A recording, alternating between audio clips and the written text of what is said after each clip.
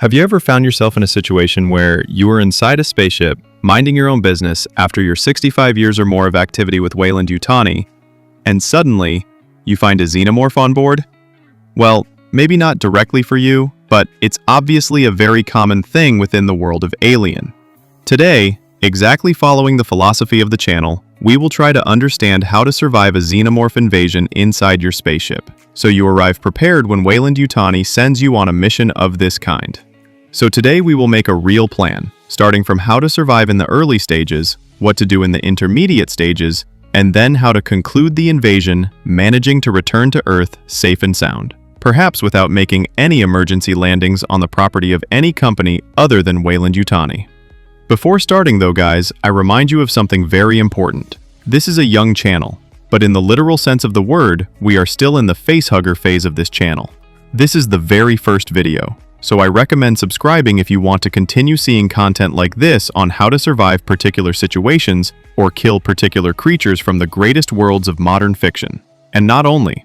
In this video, we will refer to several Alien works, particularly Alien Earth and also Alien Isolation actually, because it seemed exactly the kind of work most appropriate to reference starting from this concept. I would say, of course, let's start with the first point. Don't be afraid. Now, let's start with what we saw in Alien Earth. Actually, not exactly in Alien Earth alone, but also in some comics. There is a scene, also quite discussed, where Morrow, the cyborg we met in this series, property of Weyland Yutani, reveals a method of surviving a Xenomorph, which he could very well have used inside his spaceship. But oh well, that's a detail. We see Morrow dragging the Xenomorph. At a certain point, he is stopped by several soldiers, and the Xenomorph, at that very moment, begins to rise. Morrow knows very well that this will be the end for him and the soldiers if he does nothing. And he has candid advice for the soldiers. Do not be afraid. At the moment the Xenomorph rises, Morrow freezes instantly, completely still, and lets the Xenomorph do its duty. That is, a real massacre. The others, who do not implement this little trick, die.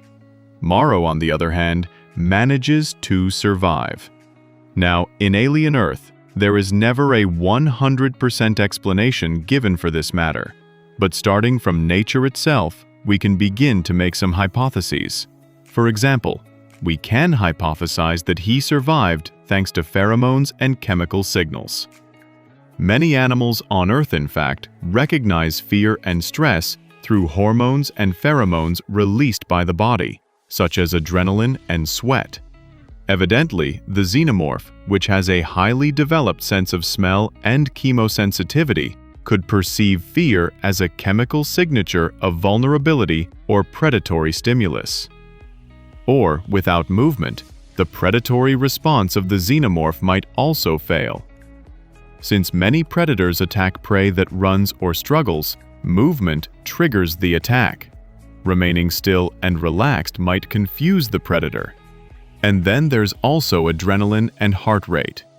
If Xenomorphs have acute sensitivity to vibrations or ultrasounds, they could also detect the accelerated heartbeat of someone who is afraid. An individual who instead manages to slow breathing and heart rate emits fewer detectable vibrational signals.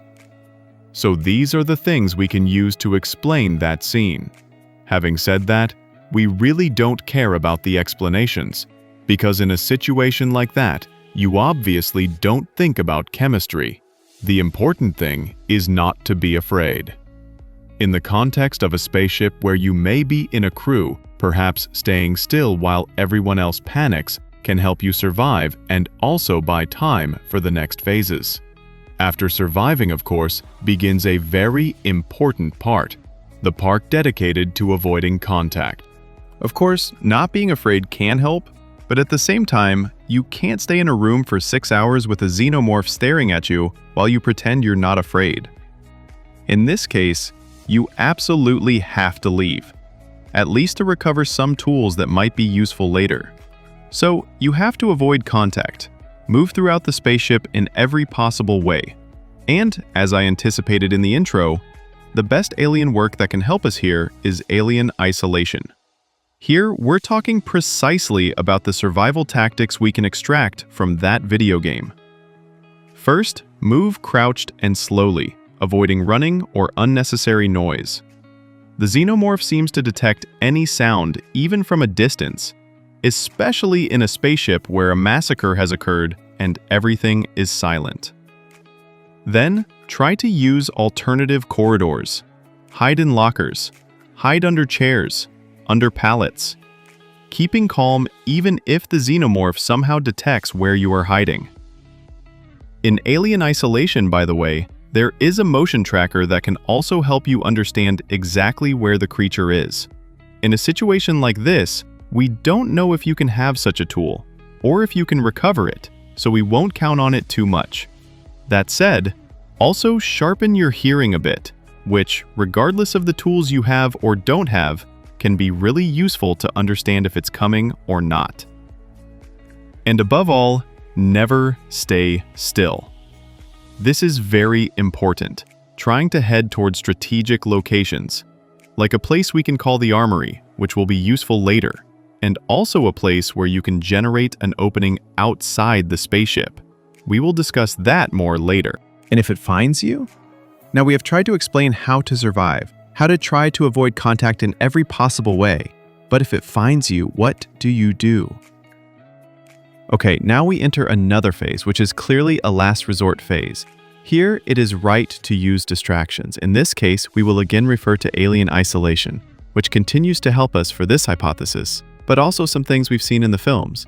We can use extremely noisy objects, radios, perhaps weapons, which can attract the Xenomorph to a distant area, or attract it near you, and the moment you sense it's about to arrive, head to a completely different area. Noise. Noise is truly the key here.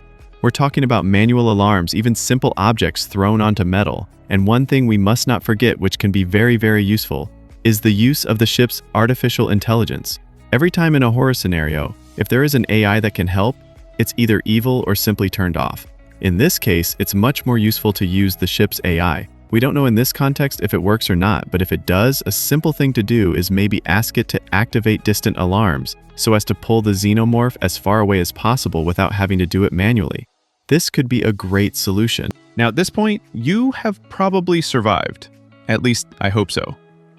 In this case, however, we also have to try to get rid of this creature. We cannot carry it with us for the entire interplanetary trip.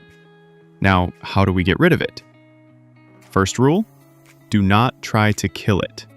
I know, it's strange to try to get rid of a creature using a rule like this, but why should we try not to kill it? First, think about physical combat. Unless you are an android with the ultimate plot armor carrying a letter opener, physically, you can absolutely not fight a Xenomorph. It's the biologically perfect being, created by nature to kill. You are a hairless ape, so objectively, you absolutely can do nothing, under no circumstances.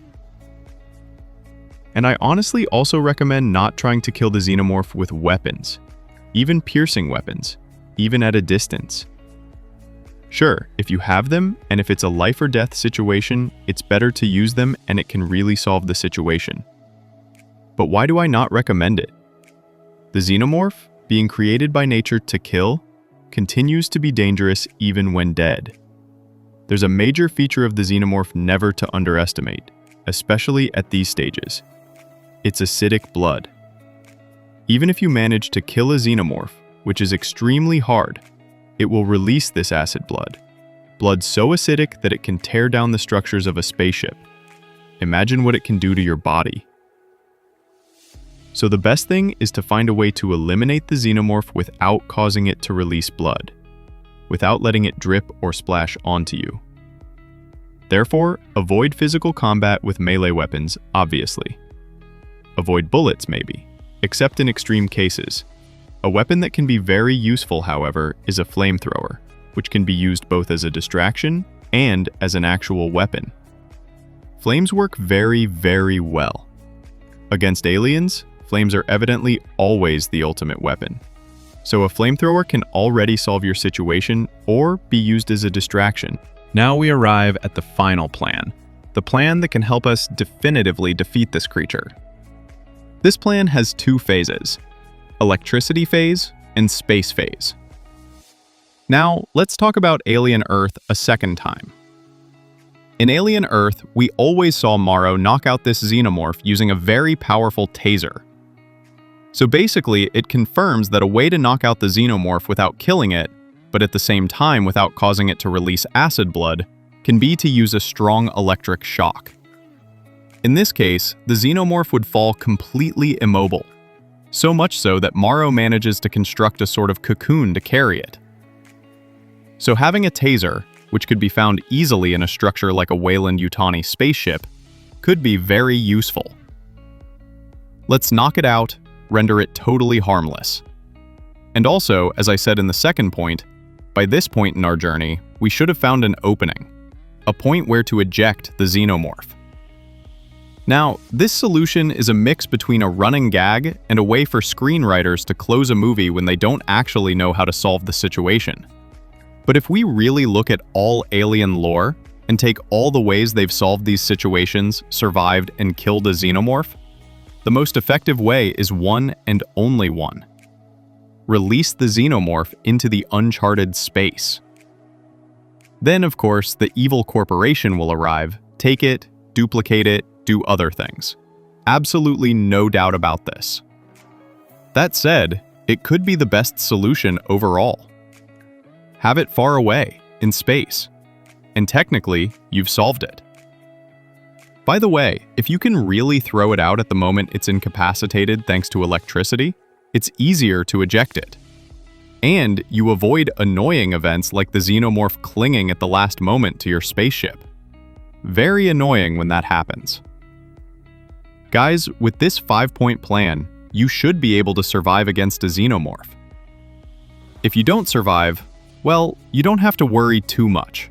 There's nothing else to think about. If your anxiety sometimes makes you think about how to survive situations like this is the channel for you, with content that will continue to come out. This is just the first one, so if you like, subscribe, because you really give me a huge help. And we'll see each other very soon with more content.